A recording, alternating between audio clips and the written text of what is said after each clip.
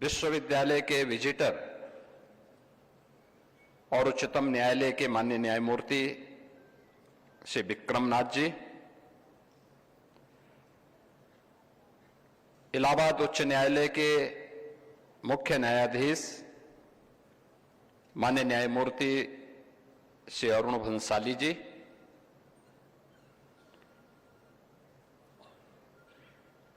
उत्तर प्रदेश सरकार में मंत्रिमंडल के मेरे सहयोगी उच्च शिक्षा के मंत्री श्री योगेंद्र उपाध्याय जी,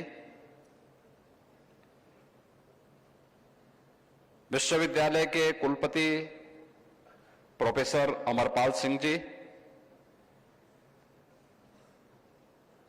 इलाहाबाद उच्च न्यायालय के सभी माननीय न्यायमूर्तिगण, विश्वविद्यालय के सभी फैकल्टी मेंबर्स, इस विधानसभा क्षेत्र के विधायक श्री राजेश्वर सिंह जी और उपाधि प्राप्त करने वाले सभी छात्र छात्राओं और उनके अभिभावकों के आज के इस दीक्षांत समारोह में मैं आज के इस समारोह के मुख्य अतिथि माननीय न्यायमूर्ति श्री सूर्यकांत जी का और अन्य सभी सम्मानित अतिथियों का हृदय से अभिनंदन करते हुए आभार व्यक्त करता हूं।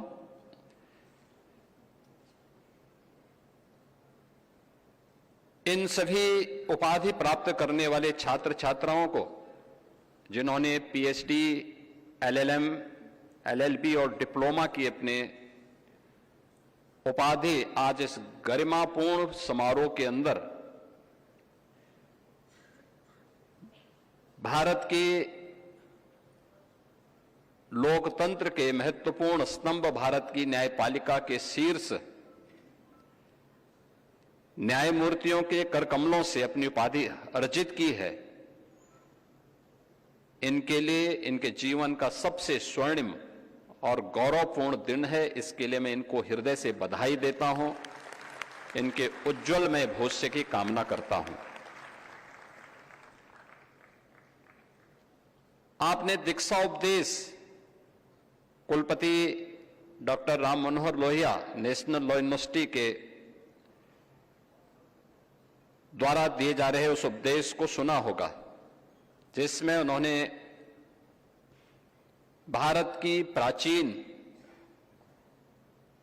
गुरुकुलों की प्रावर्तन समारोह के उस मंत्र को, जो तैत्तिरीय उपनिषद के माध्यम से भारत के हर एक स्नातक के लिए अनिवार्य था,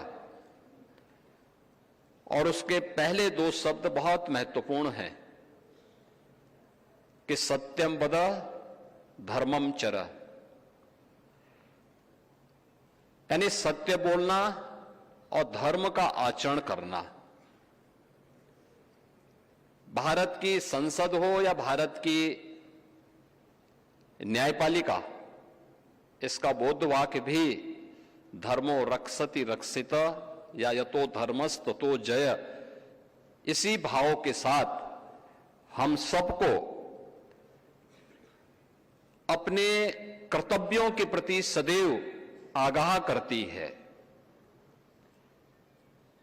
यह धर्म हमारे लिए जीवन पद्धति का हिस्सा है।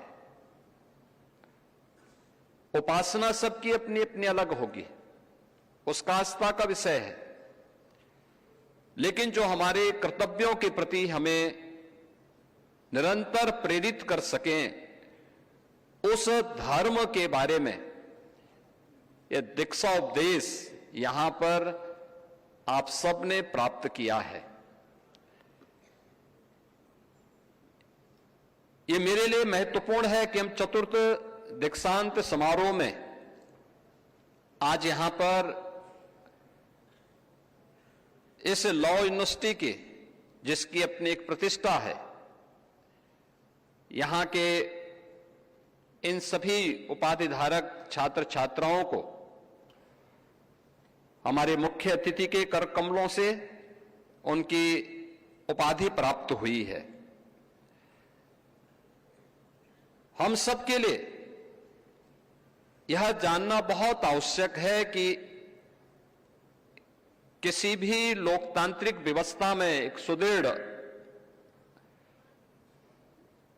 न्यायिक व्यवस्था का क्या योगदान है। और मैं हमेशा इस बात को मानता हूं कि न्यायिक व्यवस्था जितनी मजबूत होगी, सुशासन के लक्ष्यों को प्राप्त करने में उतनी ही आसानी होगी। सुशासन के उस लक्ष्य को प्राप्त करने के लिए, जैसे आप प्राचीन काल में राम राज्य कहते थे, जहां पर किसी भी प्रकार का भेदभाव के लिए कोई स्थान नहीं, उसकी योग्यता, उसकी क्षमता और समाज के प्रत्येक तबके को समान रूप से व्यवस्था का हिस्सा बनने में किसी भी प्रकार की कोई समस्या न खड़ी हो, उस अवधारणा को सुशासन के माध्यम से ही प्राप्त किया जा सकता है। और उसी को ध्यान में रख करके आज हम सब लोगों ने इस व्यवस्था को और सशक्त बनाने की दिशा में कार्य प्रारंभ किया है। मुझे बताते हुए प्रसन्नता है कि उत्तर प्रदेश के अंदर विश्वविद्यालय और महाविद्यालयों में हम लोगों ने छात्रों को डिजिटल प्लेटफॉर्म्स, ई कोर्ट प्रणाली, अल्टरनेटिव डिस्प्यूट रेजोल्यूशन और साइबर लॉ जैसे उभरते हुए क्षेत्रों में भी प्रशिक्षण की विशेष व्यवस्था की है। आर्टिफिशियल इंटेलिजेंस और डिजिटल एजुकेशन की उपयोगिता आज के परिप्रेक्ष्य में कैसे आगे बढ़ सकती है, यह और उत्तर प्रदेश के अंदर जो हमारा न्यायिक प्रशिक्षण और अनुसंधान संस्थान है, उसमें भी नए हॉस्टल, स्पोर्ट्स कॉम्प्लेक्स और आधुनिक प्रशिक्षण कक्षों के निर्माण को भी वहां पर कराया जा रहा है। न्यायिक अधिकारियों, प्रोसिक्यूटर्स, पुलिस और प्रशासनिक अधिकारियों का भी निरंतर प्रशिक्षण और उनके स्किल डेवलपमेंट के लिए भी सरकार पूरी प्रतिबद्धता के साथ कार्य कर रही है। यह हमारे लिए गौरवशाली है कि इस देश ने आजादी के अमृत महोत्सव वर्ष के उपरांत अमृत काल के प्रथम वर्ष में 3 नए कानून, जिनकी धारणा ही न्याय है, उसे लागू किया है। ये 3 नए कानून भारतीय न्याय संहिता, भारतीय नागरिक सुरक्षा संहिता और भारतीय साक्ष्य संहिता, इन्हें सफलतापूर्वक लागू करने में आज पूरा देश तेजी के साथ आगे बढ़ा है।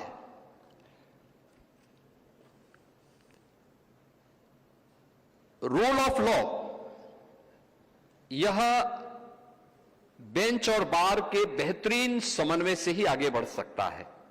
जब हम बेंच की बात करते हैं तो यह सामान्य रूप से एक आम मानविकी के विवेक का प्रतीक है, और बार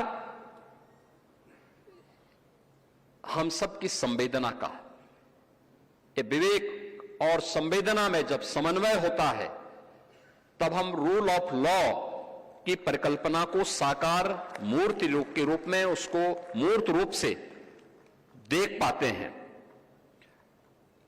आज मुझे बताते हुए प्रसन्नता है कि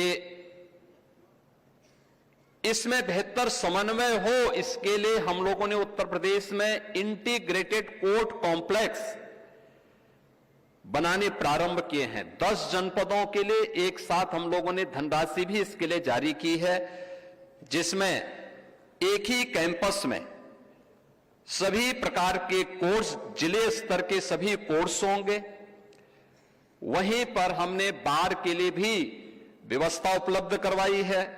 वहीं कैंपस में उनके लिए आवास की सुविधा और अन्य हर प्रकार की सुविधा भी उसी कैंपस में हम लोगों ने प्रारंभ की है।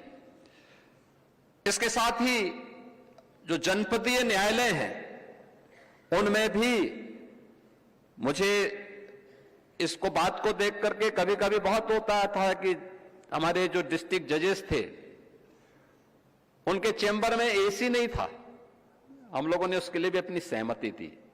आज यह लग्जरियस आइटम नहीं बल्कि आज की आवश्यकता बन गई है और वहां पर कम से कम बार और बेंच के बीच में बेहतर समन्वय हो। अगर बार का कभी गुस्सा भी आए तो वह बेंच उस एसी की ठंड से उस गर्मी को थोड़ा शांत करने में मदद कर सके। तो इसके लिए इन सभी सुविधाओं को वहां पर देने का कार्य किया गया है और डिजिटल डिपोजिशन राइटर की व्यवस्था भी हम लोगों ने वहां के लिए स्वीकृति दी है। इलाहाबाद उच्च न्यायालय आज अपने सुदृढ़ इंफ्रास्ट्रक्चर के लिए, बेहतरीन इंफ्रास्ट्रक्चर के लिए जाना जा रहा है। प्रदेश के अंदर इस दिशा में खासतौर पर महिला संबंधी अपराध और बच्चों के साथ होने वाले किसी भी प्रकार के अपराध में उन्हें त्वरित न्याय प्राप्त हो सके, इस दिशा में प्रभावी पैरवी करना, महिलाओं से जुड़े हुए मामलों में 380 से अधिक पास्को और फास्ट ट्रैक कोर्ट के गठन की कार्रवाई को भी प्रदेश सरकार ने तेजी के साथ आगे बढ़ाने में मदद की है। लोक अदालत, मीडिएशन, आर्बिट्रेशन के माध्यम से भी त्वरित न्याय उपलब्ध करवाने की दिशा में महत्वपूर्ण कदम आगे बढ़े हैं और इस दिशा में विधिक सेवा प्राधिकरण और न्यायालयों की भूमिका भी अत्यंत महत्वपूर्ण है और इस दिशा में तेजी के साथ कार्य किया जा रहा है। विधि विज्ञान प्रयोगशालाओं को एक तेजी के साथ हम लोगों ने प्रदेश के अंदर हर रेंज स्तर पर एफएसएल हमारी स्थापित हुई है, उन्होंने कार्य करना प्रारंभ किया है और स्टेट स्तर पर हम लोगों ने यूपी स्टेट फॉरेंसिक इंस्टीट्यूट का भी गठन किया है, जिसके माध्यम से अच्छे और दक्ष युवाओं को हम लोग इसका प्रशिक्षण दे सकें और हर एक तबके को भी उसके साथ हम जोड़ सकें। यह कार्य भी आज हमारे प्रदेश के अंदर कार्य करना प्रारंभ किया है। इंटरऑपरेबल क्रिमिनल जस्टिस सिस्टम को भी आज हम तेजी के साथ प्रदेश के अंदर और सशक्त कर रहे हैं। इसके अंतर्गत ई कोर्ट्स, ई पुलिसिंग, ई प्रोसिक्यूशन, ई फॉरेंसिक और ई प्रिजन को भी एक इंटीग्रेटेड प्लेटफॉर्म के साथ जोड़ने की कार्रवाई तेजी के साथ आगे बढ़ी है। इस प्रणाली से न्यायिक और प्रशासनिक प्रक्रिया में तेजी आएगी, पारदर्शी और हम लोग कुशल न्याय प्रत्येक व्यक्ति के लिए सुलभ कराने में सफल होंगे। मैं आभारी हूं आज के इस गरिमापूर्ण समारोह में doctor Ram Manohar Lohia national law university के इन सभी उपाधिधारक छात्र छात्राओं को मुख्य अतिथि के रूप में माननीय न्यायमूर्ति श्री सूर्यकांत जी का आशीर्वाद और मार्गदर्शन प्राप्त हुआ है। माननीय न्यायमूर्ति श्री विक्रम नाथ जी का आशीर्वाद और मार्गदर्शन प्राप्त हुआ है और इलाहाबाद उच्च न्यायालय के माननीय मुख्य न्यायमूर्ति श्री अरुण भंसाली जी का भी मार्गदर्शन और आशीर्वाद प्राप्त हुआ है। मैं इस अवसर पर सर्वोच्च न्यायालय के सर्वोच्च पद की जिम्मेदारी के लिए माननीय न्यायमूर्ति श्री सूर्यकांत जी को हृदय से बधाई देता हूं, क्योंकि श्री मां वे भारत के मुख्य न्यायमूर्ति के रूप में भारत की न्यायिक व्यवस्था को एक नई दिशा देने वाले हैं और इसके लिए मैं उन्हें अग्रिम बधाई और शुभकामनाएं देता हूं। कि उनके नेतृत्व में भारतीय न्यायपालिका और न्याय एक नई ऊंचाइयों को प्राप्त करेगा। इस विश्वास के साथ मैं एक बार फिर से राज्य सरकार न्याय व्यवस्था को सुलभ, पारदर्शी और आधुनिक बनाने के लिए पूरी प्रतिबद्धता के साथ कार्य करेगी। आप सभी उपाधि धारक छात्र छात्राओं को मैं एक बार फिर से हृदय से बधाई देता हूं, आपके अभिभावकों को भी बधाई देता हूं, अपनी शुभकामनाएं देता हूं। धन्यवाद। जय हिंद। जहां भक्ति है हर शब्द में, कथाओं में छुपे हैं दिव्य रहस्य और ज्योतिष देता है जीवन को दिशा। धर्म से जुड़ी हर बातों को जानने के लिए हमारे चैनल स्तुति को सब्सक्राइब करें। चैनल पर जाने के लिए इस लिंक पर क्लिक करें।